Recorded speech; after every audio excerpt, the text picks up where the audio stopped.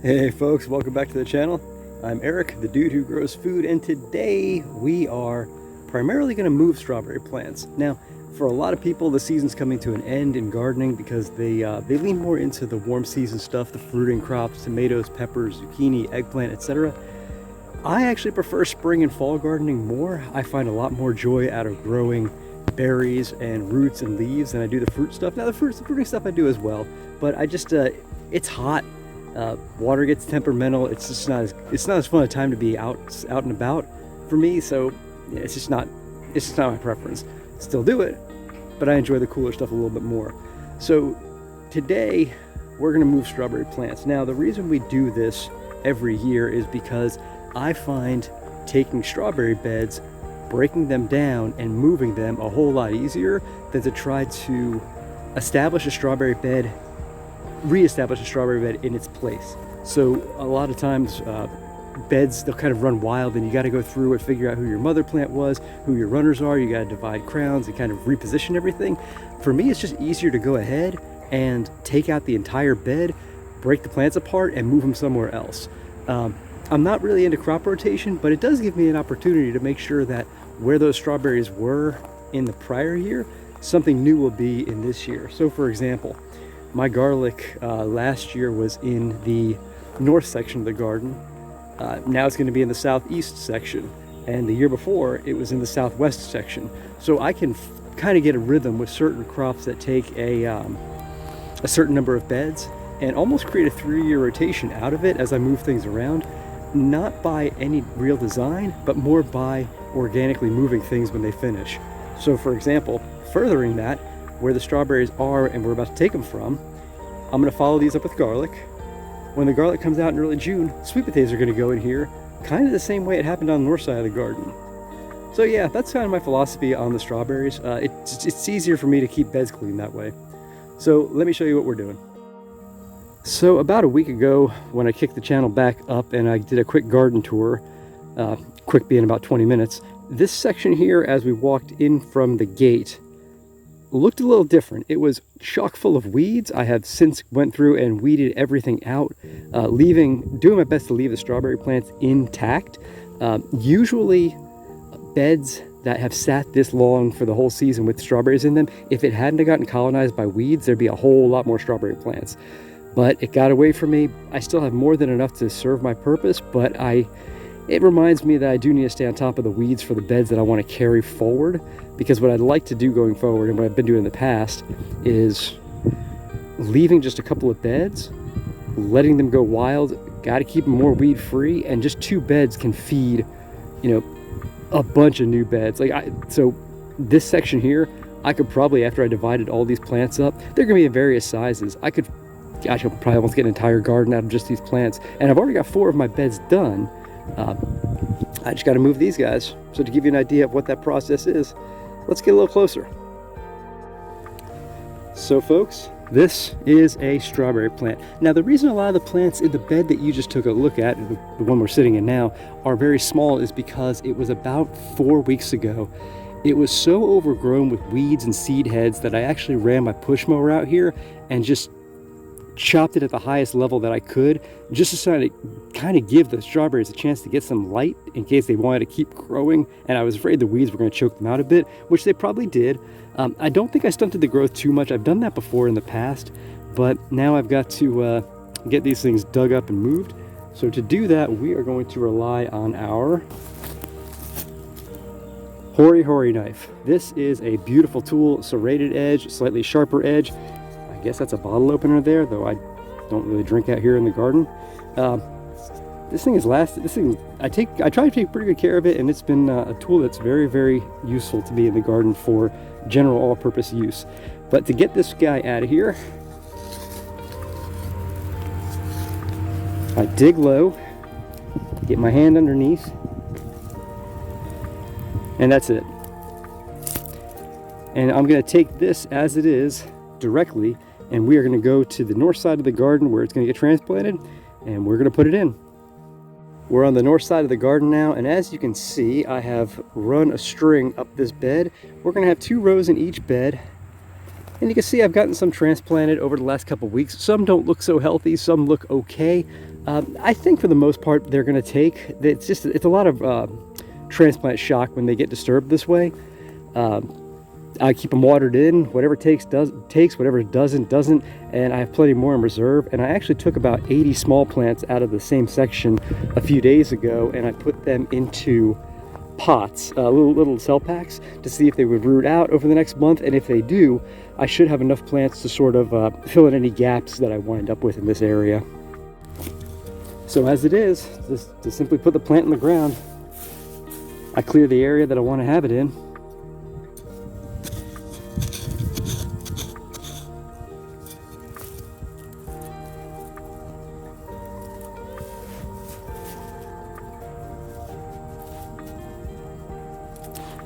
Backfill it to make sure that the crown of the plant isn't buried, because if you bury the crown too deeply, it has a tendency to want to rot. So you're almost better off planting high rather than low with the strawberry. The only challenge is if it's high and it's hot like it is right now, you can wind up in a position where the crown is comfortably exposed and not buried, but the roots dry out. So you're going to wind up with a dead plant either way in that case. So you have to plant at the right level, which is ideally, level with the crown, but then you got to make sure you keep it damp, not soaking wet, but damp enough to where those roots aren't going to dry out, because once that happens, the plant's probably toast. Now, typically when I do this process, I'll usually grab 20 or 30 plants at a time. I have a 5-gallon bucket full of water next to me. I throw them in there to make sure the roots don't dry out, and then I walk them up and just do them section at a time. Once the 2 rows are laid out, I'll go ahead and get some watering cans, and I'll run 1 2-gallon watering can up each of the 2 rows, and then do a second one right following. And that's usually enough to get the ground damp enough to where I can get on some kind of a watering schedule over the next week or so.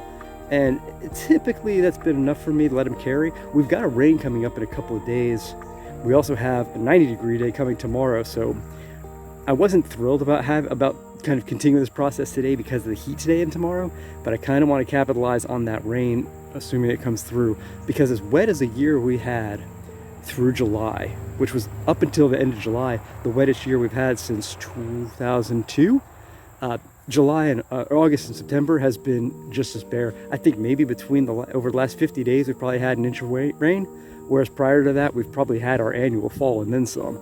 So we were very much feasting, and now we are definitely kind of in rain famine mode.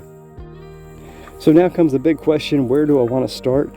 You're playing what I would call roulette with these things. Ideally, when you dig one out, the more robust the root system, the better transplant opportunity you're going to have. Some of these I'm going to pull out and they're going to have 3 little tiny roots, and I'll probably throw them in a bucket of water as well, and maybe carry them off to the side for planting into cell packs, just as insurance plants, to see if they grow out a little bit over the next couple of months while the weather's still agreeable to pushing growth before they go dormant. And again, those can be insurance plants for any that die. And honestly, if they take, as spaced as these plants are to the north, and let me take you back over there real quick. And again, I understand these plants don't look so healthy right now. I've done this before, so I feel pretty good about them performing for next year. But this is a nerve-wracking time for me as I transplant and they go kind of wilty, and then they just don't look like they're going to come back. Once I see new growth out of the crown, I feel really good that they're going to keep going. But until I see that, I'm a bit on edge. Now, to be honest, I actually never transplanted strawberries and had mass failures. It's always seemed to work out pretty well. But yeah, seeing sad plants doesn't make me a happy camper.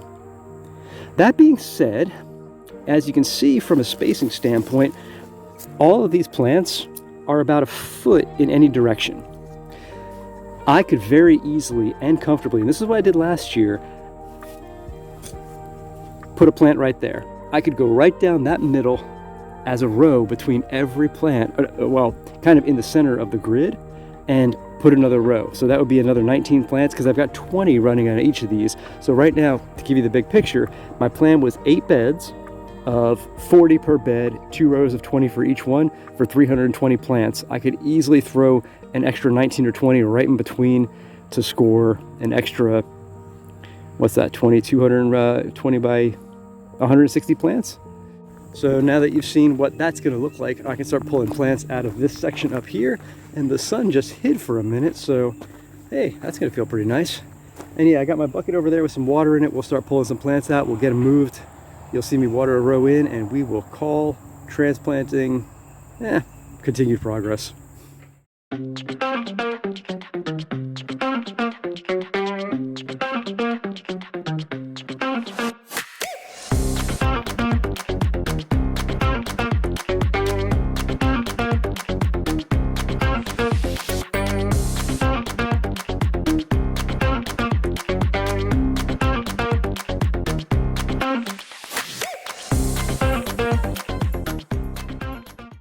And there we have it. I had 21 in this row, and some did not have really robust root systems, and clearly they were very disturbed by getting ripped out of the ground the way they did. So what am I expecting as far as growth goes and establishment? Yeah, if I could get about 14 or 15 of the 21, I would honestly consider that to be pretty good, because I got plenty in reserve to go in the ground once I see the ones that aren't going to make it. And yeah, if they were obviously potted into cell trays and kind of rooted out and then transplanted, would the success rate be better? Absolutely, I have no doubt about that. But for just a rough and tumble job that doesn't require second handling, I can't be too upset about if I can get 70 to 75%. I kind of phone it in when it comes to over preparing, overworking things. For example, my bed prep on this, which I didn't talk about earlier, I pulled the sweet potatoes out back in, what was that, 2.5 weeks ago? And I raked the bed.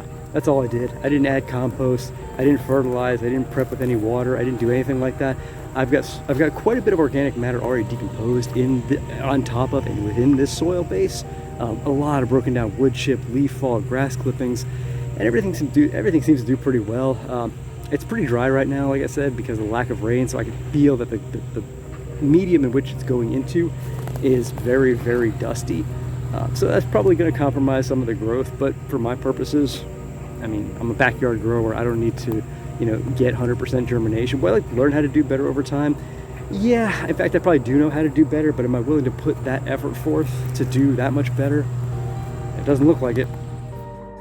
Now, if you were to ask me, why am I growing so many strawberries? Am I planning to sell some? Do I give them away? What's the deal with the volumes? Well, same reason I grow a lot of blackberries and a lot of food in general.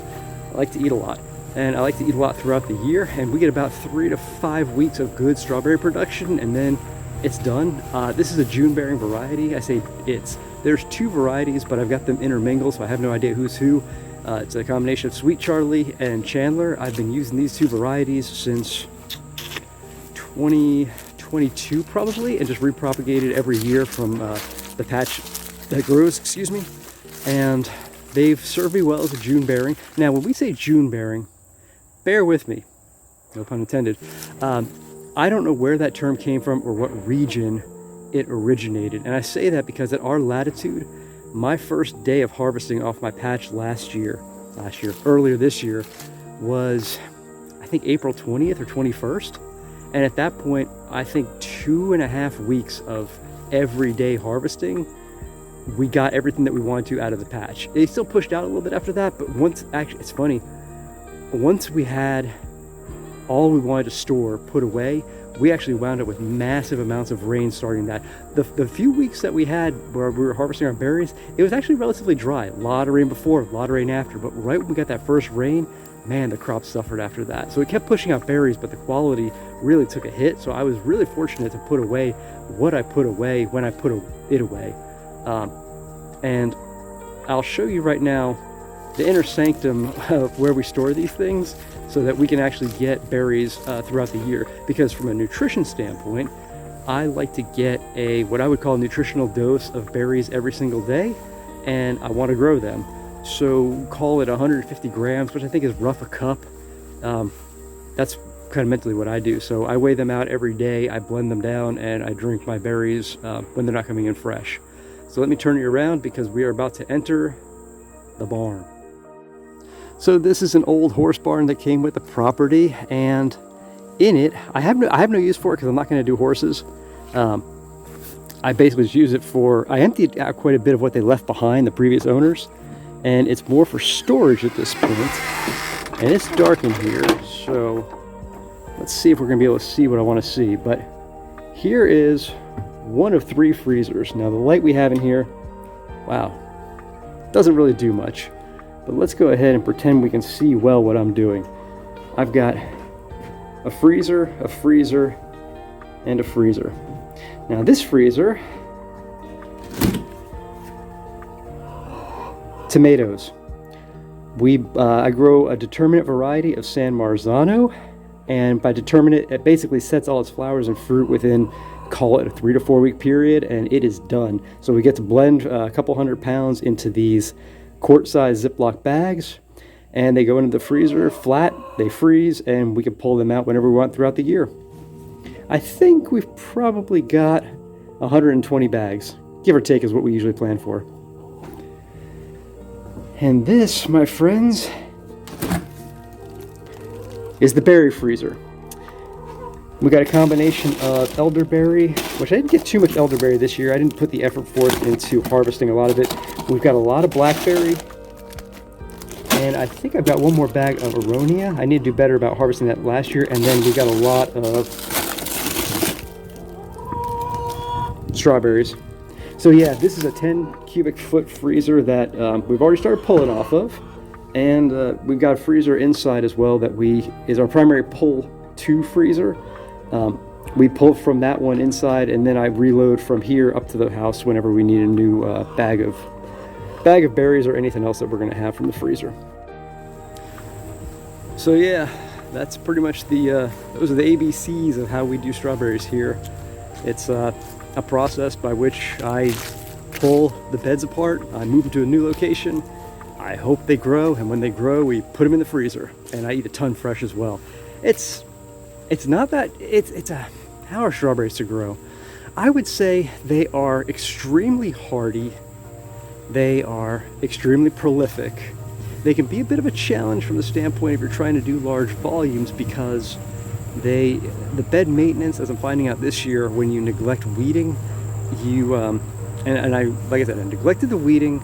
I expected to get more plants out of the ground. That all went to pot, so I'm kind of playing from behind right now in repairing. I still think it's going to end well, because those roots that you saw me put in the ground, if they take, those shoot systems are going to fly. And once they go, the plants are going to be fine next year. I've never had, in the 3 years I've grown strawberries, I've never had what I would call a real failing of any kind with them, save I had one bed this year that was just a huge, maybe 2 beds this year.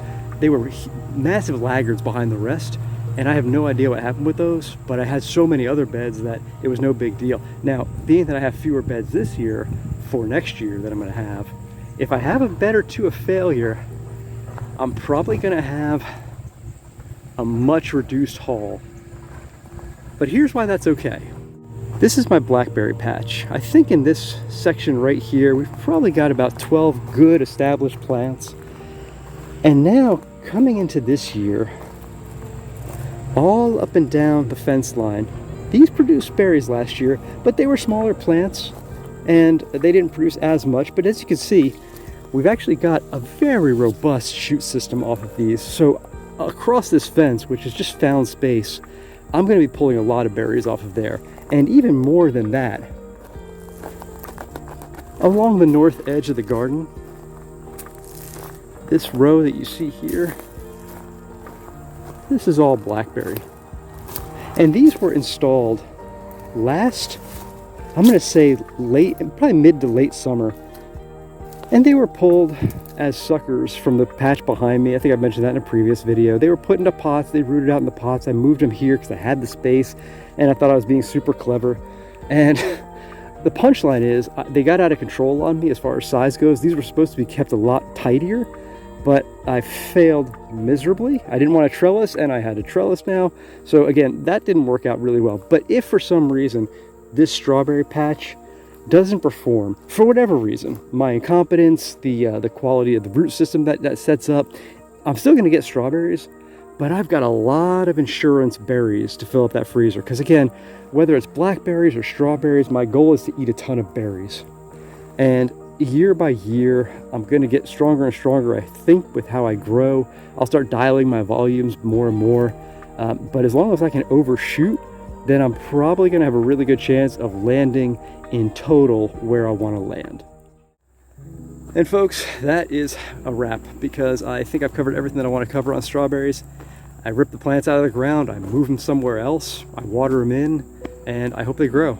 And as long as they don't dry out, they should be okay. I've done this, like I said, for a few good years in this method, and it's produced pretty decent results. So as long as that freezer stays full, and like I said, with the blackberries as strong as they're looking right now, I mean, I can't, there's all but no way I will not have a day's worth of berries every day for the year when the next season starts. And in the end, that's my goal. So I can't complain about that end result.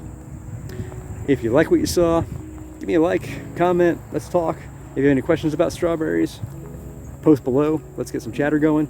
And if you have any suggestions on what I'm doing, and you've seen a better way to do something that I'm doing, hey, throw it out there. I want to learn from this channel as much as I want to kind of teach or show. So yeah, help me get better. Appreciate you watching. Take care.